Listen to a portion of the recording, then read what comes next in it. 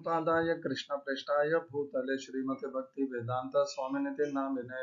हरे कृष्ण कृष्ण कृष्ण हरे हरे, हरे राम राम राम हरे हरे। श्रील ऐसी भक्ति वेदांत स्वामी प्रभुपाद की जय। आचार्य महात्मा गांधी जी की जय। भगवद गीता 2020 में आपका स्वागत है। आज की श्लोक संख्या 13वें अध्याय का 16वां श्लोक है।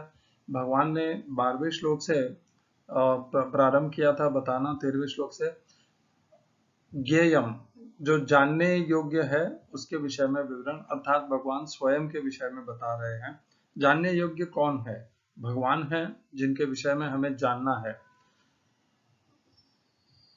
और उसी में हम कल के श्लोक का पुनर्कथन कर लेते हैं। सर्वेन्द्रिय गुणाभासम सर्वेन्द्रिय विवर्जितम असक्तम सर्वभृक्षैव निर्गुणम गुण भोक्तृ च। तो भगवान कहते हैं परमात्मा समस्त इंद्रियों के मूल स्रोत हैं, फिर भी वे इंद्रियों से रहित हैं। असक्तम अनासक्त हैं, समस्त जीवों के पालन करता होकर भी अनासक्त हैं। निर्गुणम वे प्रकृति के गुणों से परे हैं, फिर भी भौतिक प्रकृति के समस्त गुणों के स्वामी हैं। भोक्तृ अर्थात भोक्ता भी हैं। जो साकार रूप के उपासक हैं वे विग्रह की अर्चना करते हैं, उपासना करते हैं।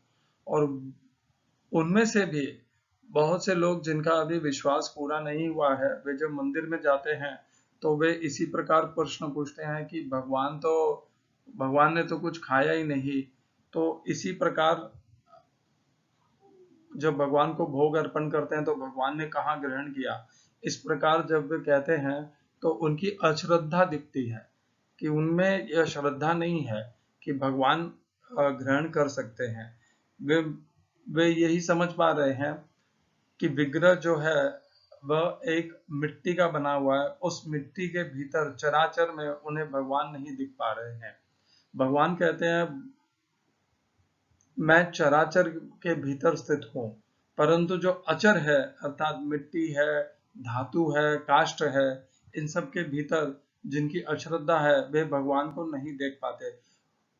अचर को तो छोड़ दीजिए, वे तो चर में भी भगवान को नहीं देख पाते। तो अश्रद्धा के कारण से वे विग्रह में यह विश्वास नहीं कर पाते कि ये भगवान ग्रहण कर सकते हैं, मेरी प्रार्थना सुन सकते हैं, या भक्तों को यहाँ पर वे देख सकते हैं, या भक्तों की प्रार्थना को सुन सकते हैं। वे इस प्रकार भगवान में ऐसा विश्वास नहीं कर पाते। यद्यपि सत्य जो है वह उससे विपरीत है, क्योंकि भगवान चराचर जगत में व्याप्त है। तो भगवान उस विग्रह में भी व्याप्त है और विग्रह के माध्यम से वे जो कुछ भी हो रहा है वैसे भी विग्रह के माध्यम से ग्रहण कर रहे हैं। और यदि विग्रह न भी हो तो जो निराकार की उपासना करते हैं तो तब भी भगवान सदैव सब जगह उपस्थित होते ही हैं। सर्वतः पाणिपादम तथा सर्वतोषी शिरोमुखम सर्वतः श्रुतिमल्लोके सर्वमावृत्य तिष्ठति। सबको आवृत्त करके, चराचर को आवृत्त करके भगवान स्थित हैं। जब वे स्थित हैं तो वे ऐसे तो है नहीं कि वे स्थित होने के पश्चात भी देख सुन नहीं सकते। तो वे इनके स्थित होने का अर्थ ही यही है कि निराकार के रूप में भी वे ग्रहण कर सकते हैं और साकार के रूप में भी वे ग्रहण कर सकते हैं। साकार के रूप में साकार भक्त चर के रूप में मानते हैं कि भगवान चर में विराजमान है, और निराकार तो यही मानते हैं कि भगवान सर्वत्र विराजमान है। तो इस प्रकार मान्यता भिन्न हो सकती है, किंतु दोनों ही मार्ग में यह बात निश्चित है और यह विश्वास दृढ़ है कि भगवान सब कुछ देखते हैं, सुनते हैं, ग्रहण करते हैं। इस श्लोक में भगवान ने बताया कि इंद्रियों के जितने भी गुण हैं अर्थात जितने भी विषय हैं और गुण से जो इंद्रियां उत्पन्न हुई हैं उनका स्रोत स्वयं भगवान है, इंद्रियों के स्वामी है। वैसे तो हमारे 6 इंद्रिय होती है, मन भी एक इंद्रिय कहलाता है। मनःषष्ठानि इंद्रियाणि, मन के साथ में 6 इंद्रियां हैं, मन भी एक इंद्रिय है, किंतु मन इन समस्त इंद्रियों का राजा है। 10वें अध्याय में भगवान कहते हैं इंद्रियाणाम मनश्चासी, मैं इंद्रियों में मन हूँ। और यहाँ पर भगवान कहते हैं कि इंद्रियों का स्रोत भी मैं ही हूँ। इंद्रियां गुणों के ऊपर आधारित है और उन गुणों का स्रोत स्वयं भगवान है। और भगवान स्वयं तो इंद्रियों से इंद्रिय रहित हैं, क्योंकि उन्हें किसी इंद्रिय की आवश्यकता नहीं होती है। हम जो जीव हैं, और जो विशेष करके हम जो बद्ध जीव हैं, यानी जो मूर्ख अज्ञान में लिप्त हैं, हमें इंद्रियों की आवश्यकता पड़ती है विषयों को और गुणों को ग्रहण करने के लिए। किंतु भगवान इंद्रियों से मुक्त हैं, और वे उनकी वे सच्चित आनंद है, उनका स्वरूप ही इंद्रिय है। वे अपने स्वरूप के द्वारा सब कुछ ग्रहण कर सकते हैं और समस्त इंद्रियों का कार्य कर सकते हैं। वे अनासक्त होकर के भी सबका भरण पोषण करते हैं। कोई उनकी पूजा अर्चना करे न करे, कोई उन्हें निराकार में माने, कोई साकार में माने, किंतु वे सबका समान रूप से भरण पोषण करते हैं। तो साकार वाले ये नहीं समझ लें कि केवल उन्हीं का भरण पोषण करते हैं, और ना निराकारवादी ये समझ लें कि केवल भगवान उन्हीं का भरण पोषण करते हैं। निर्गुणम गुण भोक्तृ, भगवान वैसे तो निर्गुण है। भगवान ने कहा था तीसरे अध्याय में कि उन्हें कुछ नान वाप्तम अवाप्तम च, ऐसा कुछ भी नहीं है जो उन्हें प्राप्त करना अविशेष है। भगवान के ना तो कोई इच्छा है और ना उन्हें प्राप्त करना कुछ शेष है। वे सर्व संपन्न है, संपूर्ण है, फिर भी वे उसी प्रकार वे निर्गुण भी हैं, अर्थात उन्हें कुछ भोगने की इच्छा नहीं है, किंतु वे चाहे तो वे गुणों को भोग भी सकते हैं। देखिए भगवान, ये इसीलिए तो वे भगवान है ना, कि वे कुछ भी कर सकते हैं। वे स्वतंत्र है, विराट है, हमारी कल्पना के परे हैं। हम तो केवल गुणों को इंद्रियों के माध्यम से भोग सकते हैं, वे बिना इंद्रियों के भी गुणों को भोग सकते हैं, और इंद्रियों और विषयों को भी भोग सकते हैं। तो वे गुणातीत हैं, और इसी प्रकार वे निर्गुण होकर के भी, निराकार होकर के भी समस्त गुणों को और गुणों के विषयों को भोग सकते हैं। ये निराकार और साकार का ये जो द्वेष है, द्वंद्व है, इसकी तो कोई सीमा ही नहीं आ रही है। मुझे समझ में ही नहीं आ रहा है इसका अंत कैसे होगा। और इनमें आपस में जो निंदा का कार्यक्रम प्रारंभ है और चलता रह रहा है, इसका दोषी कौन है? वे आचार्य और वे गुरु हैं जिन्होंने निराकार और साकार के रूप में इतनी दृढ़ता भर दी अपने अनुयायियों में कि वे दूसरे मार्गों को स्वीकार ही नहीं कर पा रहे। यहाँ तक कि वे दूसरे मार्ग को भगवान का अपराधी भी मानते हैं। ये उन गुरु और आचार्यों ने क्या पाया, मुझे ये अभी तक समझ में नहीं आया। इस प्रकार भगवान के ही अनुयायियों में दो गुट बना करके उनमें आपस में द्वेष भर करके उन्हें क्या लाभ मिला, ये आज तक समझ में नहीं पा रहा हूं मैं। और ये क्योंकि अपने जैसे हमारे इस्कॉन के जो भक्त हैं, वे गुरु की आज्ञा के अनुसार जो निराकारवादी हैं उनको अपराधी मानते हैं, उन्हें मायावादी भी कह देते हैं वे। जबकि मायावादी थोड़े से भिन्न होते हैं, निराकारवादी की ही एक गुट है वे, किंतु थोड़े से निराकारवादी के एक विशेष गुट है वे। उनका समावेश निराकारवादी में ही होता है, परंतु मायावादी उसमें एक विशेष गुट है। सारे निराकारवादी मायावादी हों यह आवश्यक नहीं है, किंतु मायावादी निराकारवादी अवश्य ही होंगे। उन्हें दूसरे मत के विचारों के अनुयायियों को, गुरु आचार्यों को अपराधी कहना, इस प्रकार द्वेष फैलाते रहना, तो जिस भी गुरु ने इस प्रकार का सबसे पहले इस प्रकार का यह व्यवहार प्रारंभ किया होगा, और धीरे धीरे यह और दृढ़ता बनती गई उनके अनुयायियों के द्वारा, उन्हें ही इसका परिणाम और कर्मफल भुगतना भी पड़ेगा। जो बीज बो के गए हैं, तो उन बीजों का फल भी तो उन्हें ही भोगना पड़ेगा। इसके विपरीत महात्मा गांधी जी का व्यवहार है। वे कहते हैं वैष्णव जन तू तेने गई, पीड़ पराई जरे, निंदा न करे के तेनी ने। तो वैष्णव तो वह होता है जो किसी की निंदा नहीं करता, और निंदा हम किसी की भी करें तो वह वैष्णव व्यवहार हुआ ही नहीं, और उसके फल हमें भुगतने पड़ेंगे। आप सबसे इसीलिए विनती है, द्वेष को भूल जाइए, अपराध करना छोड़ दीजिए, दूसरों के प्रति अपमानजनक वाणी और वार्ता का प्रयोग करना निषेध कर दीजिए। इसी में आपका भला है, आपकी भक्ति सुरक्षित रहेगी। नहीं तो इन कर्म के फलों के चक्कर से कोई नहीं बच पाएंगे। भगवान भी नहीं बचा पाएंगे, क्योंकि कर्म के फल हमने किए हैं, कर्म किए हैं तो फल तो भुगतने ही पड़ेंगे। भगवान ने तो ऐसा कहा नहीं कि इस प्रकार उन्हें अपराधी कहो। ये हमने हमारी अ, हम समझते हैं भगवान के विशेष भक्त हैं, और विशेष भक्त समझ करके हमने अपने ऊपर यह उत्तरदायित्व ले लिया कि हम दूसरों को अपराधी कहते रहे। ये भगवान ने नहीं कहा, ये हमारा स्वयं स्वीकार किया हुआ उत्तरदायित्व है।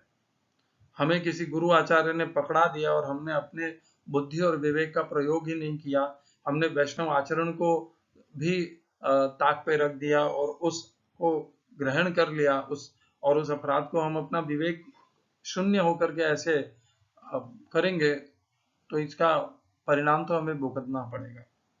आज की श्लोक संख्या 13वें अध्याय का 16वां श्लोक। भगवान ज्ञेयम, जो जानने योग्य, उसके विषय में और विवरण दे रहे हैं। बहिरंतश्च भूतानाम अचरम चरम एव च सूक्ष्मत्वात् तदभिज्ञेयम दूरस्थम चान्तिके च तत्। हिंदी अनुवाद गीता यथारूप श्रील प्रभुपाद।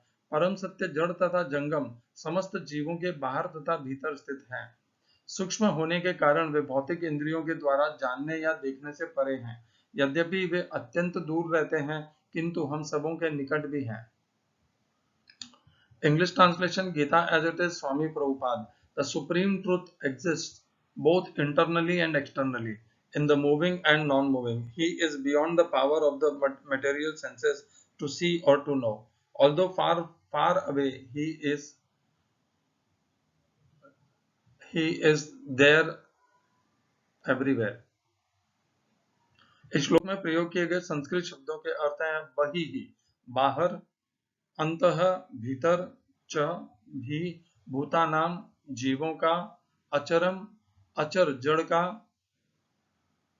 चरम जंगम का अर्थात चरने वाले का, एवं निश्चय ही तथा। दूसरी पंक्ति सूक्ष्मत्वात्, सूक्ष्म होने के कारण, अविज्ञेयम तत्, वह अविज्ञेयम अज्ञेय, न जानने योग्य, दूरस्थम अविज्ञेयम न जानने योग्य, दूरस्थम दूर स्थित, च भी अंतिके पास, च तथा तत् वह। इस श्लोक का तात्पर्य गीता यथारूप स्वामी प्रभुपाद के द्वारा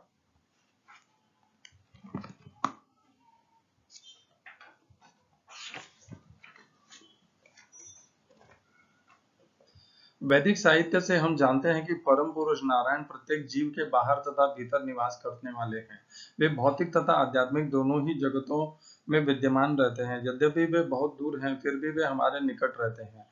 ये वैदिक साहित्य के वचन है। कठोपनिषद का एक वहां पे श्लोक है, चूंकि वे निरंतर दिव्य आनंद भोगते रहते हैं, अतएव हम यह नहीं समझ पाते कि वे सारे ऐश्वर्य का भोग किस तरह करते हैं।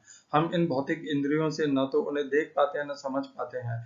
अतएव वैदिक भाषा में कहा गया है कि उन्हें समझने में हमारा भौतिक मन तथा इंद्रियां असमर्थ हैं, किंतु जिसने भक्ति में कृष्ण भावनामृत का अभ्यास करते हुए अपने मन तथा इंद्रियों को शुद्ध कर लिया है, वह उन्हें निरंतर देख सकता है। ब्रह्म संहिता में इसकी पुष्टि हुई है कि परमेश्वर के लिए जिस भक्त में प्रेम उपज चुका है, वह निरंतर उनका दर्शन कर सकता है। और भगवद गीता में 1154 में इसकी पुष्टि हुई है कि उन्हें केवल भक्ति द्वारा देखा तथा समझा जा सकता है। भक्ता त्वनन्यया शक्यः। ओम अज्ञानतिमिरन्धस्य ज्ञानाञ्जनशलाकया चक्षुरुन्मीलितं येन तस्मै श्रीगुरुवे नमः। एकं शास्त्रं देवकीपुत्र गीतम्, एको देवो देवकीपुत्र एव, एको मन्त्रस्तस्य नामानि यानि, कर्माप्येकं तस्य देवस्य सेवा। हरे कृष्णा।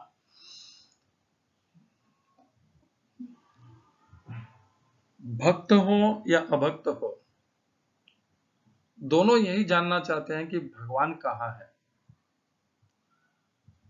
और भगवान की स्थिति यह है कि भगवान सर्वत्र है। भगवान कहते हैं बही ही, मैं बाहर भी हूं, अंत प्राणियों के बाहर भी हूं और भीतर भी हूं। हम आत्मा गुणाकेश सर्वभूताशय स्थित है। आत्मा के रूप में, परमात्मा के रूप में वे सदैव हमारे इस क्षेत्र के भीतर है और बाहर भी है। और केवल चर और अचर, केवल अचर में नहीं, वे तो अचर में भी है। तो इस जगत में हम चर अचर जिसे भी देखते हैं, ये जो बाहर हमें कुछ भी नहीं दिखाई देता है और यहाँ पर केवल एक हवा हम जिसे मानते हैं, ये केवल हवा नहीं है, ये सब में भी भगवान व्याप्त हैं और आवृत्त करके रखा है भगवान ने। सूक्ष्मत्वाद अविज्ञेयम, मैं आज तक इसे विज्ञेयम करके पढ़ता आया और अब समझ में आ रहा है कि यह अविज्ञेयम है। सूक्ष्मत्वात, वह इतने सूक्ष्म है कि इसीलिए जाने नहीं जा सकते। ये नहीं कहा है कि भगवान अदृश्य हैं या दिखाई नहीं दिए जा सकते, इतना ही कहा है कि सूक्ष्म है। और इतने सूक्ष्म होने के पश्चात भी वे सब कुछ कर सकते हैं और सब कुछ व्याप्त है। यहाँ पर जो सूक्ष्म शब्द है उसका अर्थ छोटा नहीं है। हम सूक्ष्म को छोटा समझते हैं, किंतु यहाँ पर सूक्ष्म का अर्थ मुझे ऐसा लग रहा है, प्रतीत हो रहा है कि यहाँ पर सूक्ष्म का अर्थ यह है कि जो सूक्ष्मता, एक जैसे ठोस, तरल और गैस, इनमें भिन्न भिन्न हमारी देखने की शक्ति होती है। तो इस प्रकार भगवान सच्चिदानंद, उनका जो स्वरूप है वह इतना सूक्ष्म है, सूक्ष्म अर्थात छोटा नहीं, इतना महीन के तरह से समझ लीजिए कि इतना वह महीन है कि उन्हें देख पाना कठिन है। इसीलिए बहुत बार जब हम देखते हैं तो भगवान को एक प्रकाश के रूप में दिखाया जाता है। बहुत सी वीडियो और पिक्चरों में भगवान को एक प्रकाश का पुंज दिखाया जाता है। तो भगवान दिव्य तो हैं ही, वे इतने सूक्ष्म अर्थात महीन है कि उन्हें देखा नहीं जा सकता। इन स्थूल चक्षुओं से तो निश्चित रूप से नहीं। अर्जुन को भी जब देखना था तो भगवान ने 11वें अध्याय में अर्जुन को दिव्य चक्षु प्रदान किए, तभी जाकर के अर्जुन भगवान का विश्व रूप देख पाए। हमारे इन साधारण चक्षुओं से तो भगवान को देखना असंभव है। भगवान कहते हैं, नाहम प्रकाश सर्वस्य योग माया समावृत मूढ़ो अयम ना भी जानाति लोको मामजम अव्ययम। मैं किसी को दिखाई नहीं देता हूं, मैं योग माया से आवृत हूं। नाहम प्रकाश सर्वस्य योग माया समावृत, योग माया से आवृत हूं। मूढ़ो अयम न अभिजानाति, मूर्ख लोग मुझे नहीं जान सकते हैं। लोको माम अजम अजन्मा अव्ययम, मुझ अविनाशी अजन्मा को नहीं जान पाते। और यहां पर भगवान का वही श्लोक यहां पर भी लागू पड़ता है कि भगवान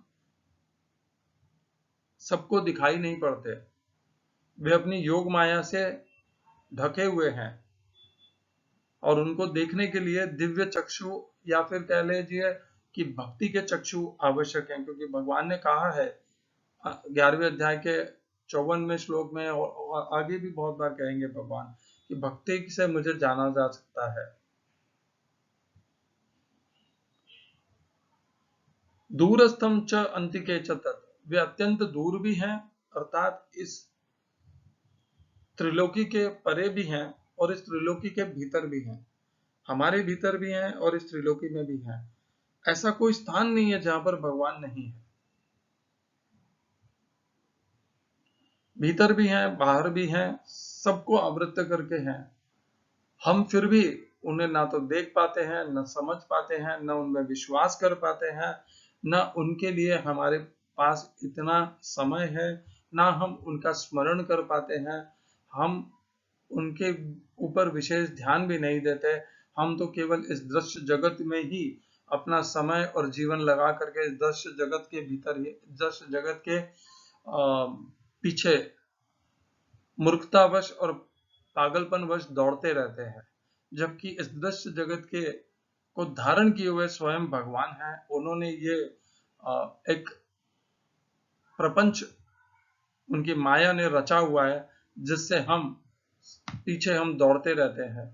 और जानने योग्य तो ज्ञेयम जो है वह यही है और यही उस ज्ञेयम को जानने का स्वरूप है कि वह ज्ञेयम भीतर बाहर सर्वत्र सबको व्याप्त करके है।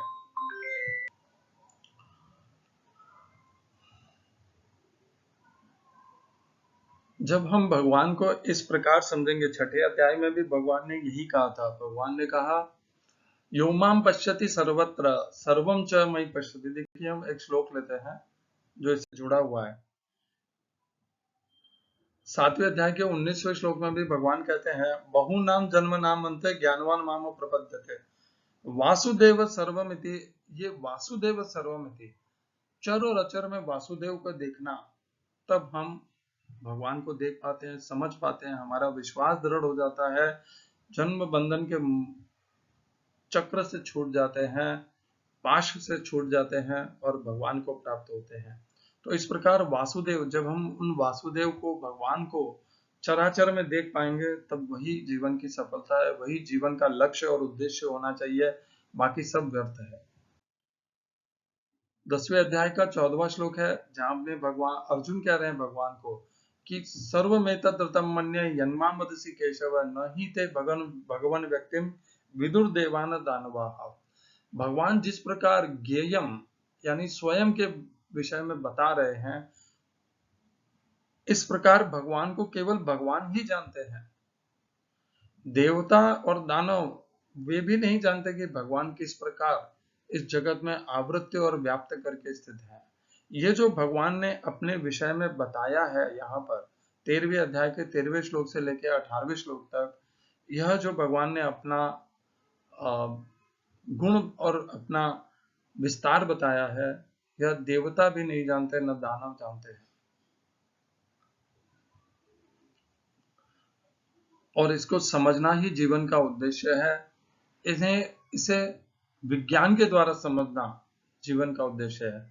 पढ़ करके पढ़ लिया, समझ लिया, ये बात समझने की नहीं है, ये अनुभव के द्वारा, विज्ञान के द्वारा जानने की आवश्यकता है, तब जाकर के हमारा विश्वास दृढ़ होगा। और छठे अध्याय में भगवान कहते हैं योमाम पश्यति सर्वत्र सर्वम च मयि पश्यति तस्याहं न प्रणश्यामि स च मे न प्रणश्यति। जो सब कुछ मुझ में देखता है और मुझको सब में देखता है, वह मुझसे दूर नहीं है और मैं भी उससे दूर नहीं हूँ। यो माम पश्यति सर्वत्र सर्वम च मयि पश्यति तस्या अहम न प्रणश्यामि स च मे न प्रणश्यति। वह मुझसे दूर नहीं है और मैं भी उससे कभी दूर नहीं हूँ। तो यदि यह भाव हमें प्राप्त करना है, तो हमें यह समझना है कि भगवान सबको व्याप्त करके हैं, भीतर बाहर सब तरफ, ऐसा कोई स्थान नहीं है जहां पर भगवान नहीं है। जिस प्रकार उन्होंने कहा सर्वत्र पाणि पादम तथा सर्वतो अक्षि शिरोमुखम सर्वतः श्रुति मल्लोके सर्वमावृत तिष्ठति। भगवान का विस्तार इस प्रकार जो जान लेता है, वह अपने आप में इस माया के पाशों से मुक्त होने के लिए योग्य बन जाएगा। हरे कृष्णा। श्रील एसी भक्ति वेदांत स्वामी प्रभुपाद की जय। आचार्य महात्मा गांधी जी की जय।